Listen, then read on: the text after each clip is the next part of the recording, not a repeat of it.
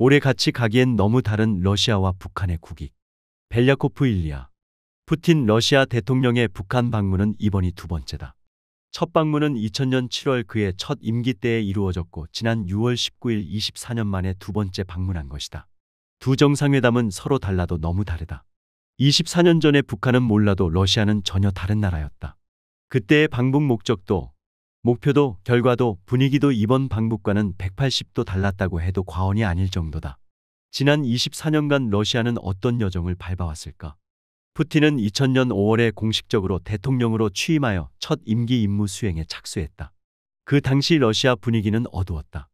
2차 체첸 전쟁이 한창이었고 모스크바를 비롯한 러시아 도시에서 여기저기 극우 이슬람 단체들이 테러를 저지르고 있었다.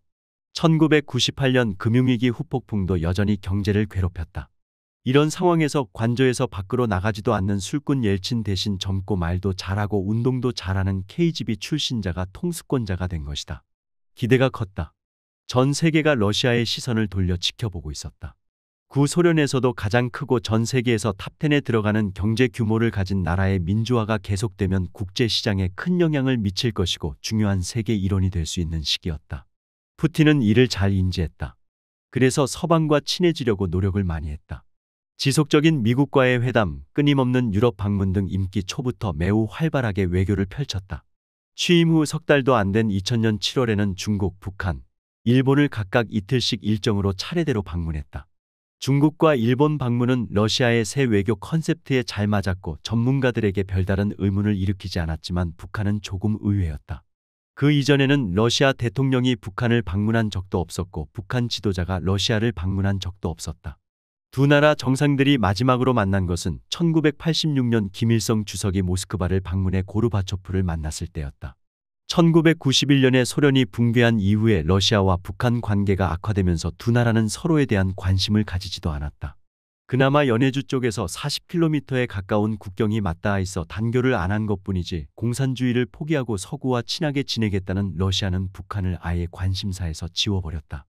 1992년에 있었던 옐친 당시 대통령의 서울 방문은 그것을 더욱 확인시켰다.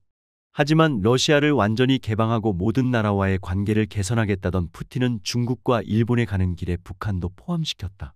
그리고 북한 방문 후 유럽 지도자와의 회동에서 북한 지도자 김정일 국방위원장이 비공식적인 자리에서 자기에게 핵과 탄도미사일 개발 프로젝트를 완전 포기하겠다고 약속했노라고 과감하게 전했다. 푸틴은 이제 새 친구가 된 서방과 왕따인 북한 사이에 자신이 위치하게 된 것을 엄청 좋아했다. 전 세계의 악동인 북한과 친근감을 과시하면서 평화중재자 역할을 노리고 있었던 것이다. 하지만 김정일이 푸틴에게 건넨 말은 거짓말로 드러났다. 그때 단순한 통역 실수였는지, 푸틴이 상대방의 말을 잘못 이해했는지, 아니면 정말 김정일 위원장이 의도적으로 거짓말을 했는지 우리가 지금 알 수는 없다. 중요한 것은 푸틴이 북한에 대해 화가 났다는 것이다. 비밀경찰 출신인 푸틴은 법과 원칙보다 범죄 조직에서 흔한 비공식적인 구두 약속을 더 믿는 사람이다. 법은 얼마든지 위반해도 되지만 구두로 한 약속을 안 지키면 사람 사이의 신뢰가 무너진다고 생각하는 타입이다. 마음속에서 원한을 품었다. 그래서 그 이후에는 두 정상의 관계가 거의 끊어진 듯한 정도로 멀어졌고 유엔에서도 러시아가 항상 북한에 대한 모든 제재를 지지하는 상황으로까지 악화됐다. 2020년대까지만 해도 러시아와 북한 간 경제적 인간적 교류는 매우 미미했고 별다른 관계를 유지한다고 보기도 어려웠다.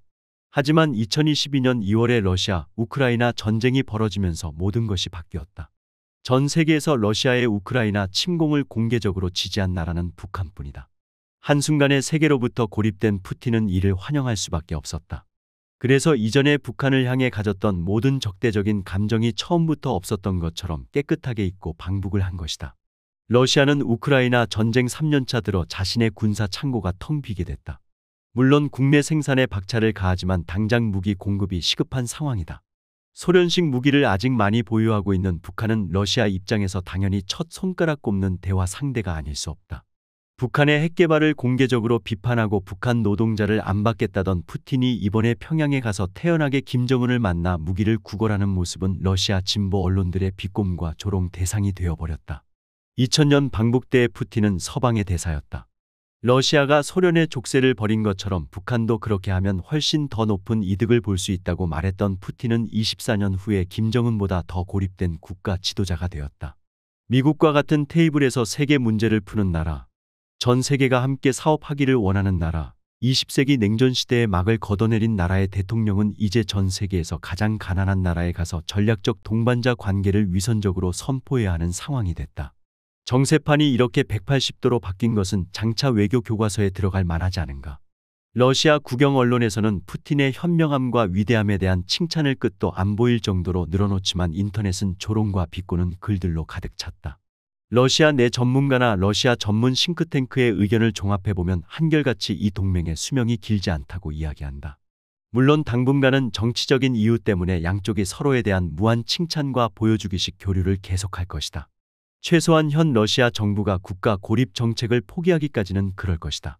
그러나 우크라이나 전쟁이 끝나고 러시아가 더 이상 무기가 필요 없는 상황이 되면 바로 북한과 관계를 끊을 거라고 예견하고 있다.